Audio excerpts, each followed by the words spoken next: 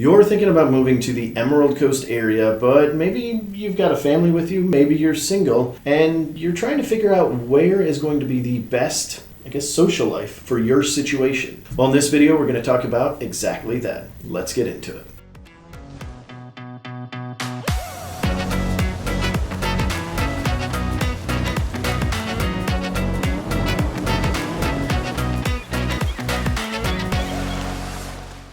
What is going on? My name is Andrew, and this is AJ. And we are here at the Emerald Group right here in sunny Florida. And we cover everything from Pensacola to Panama City Beach and everything in between. So if that's an area that you are interested in possibly moving to, vacationing to, or anything like that, well, then go ahead and subscribe to this channel and make sure you ding that little bell so that you'll be notified every single time we do a new video. We are getting calls, texts, Facebook messages just about daily at this point, emails. So if you have any questions or you'd like to have a conversation with us about the area, go ahead and use any of those methods or some other creative ones if you got them. He really likes the paper airplanes. I can't read your handwriting, but he can. So go ahead and send those too. We love chatting with you guys for real though. All right, let's jump into it. In today's video, we're going to be talking all things about families, single life, which area is better for which, because maybe you're moving down here trying to figure out, okay, well, I'm single, where should I be? Or I've got a family, where should I be? What type of lifestyle am I going to live? So we're going to touch on this briefly, and then, of course, as mentioned before, make sure you stick around our channel for the more detailed stuff down the road. So let's get into it.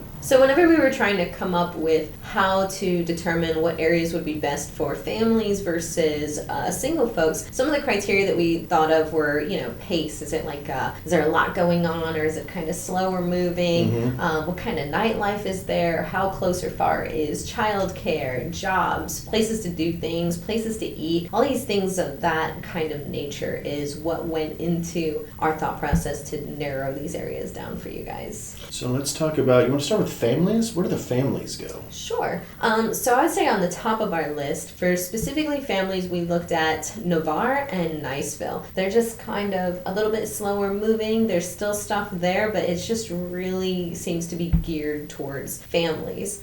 We also put Miramar Beach and Crestview on those areas. Crestview for sure. All right, going with singles, I think probably the best place for that, mainly that, is going to be Destin. So Destin's going to give you a great option to be very quick to all the bars and nightlife, the clubs if you're into that, but it's also going to have a variety of different restaurants and things like that you can do yourself, and there's a ridiculous amount of activities so that you can meet other people and hopefully so much room for activities and slide on out of being single into your familial relationship.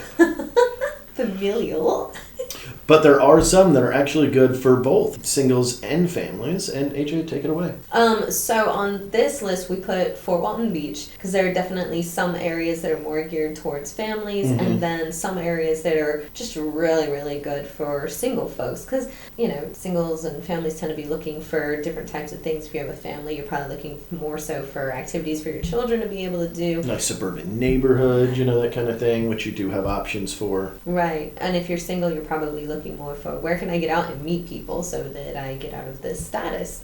We've also got 30A and Pensacola on our list for places that are great for either one. Pensacola for sure. There's so much to do out there. Yeah, and all three of these areas definitely have their spots that are more tailored toward families and more tailored toward singles.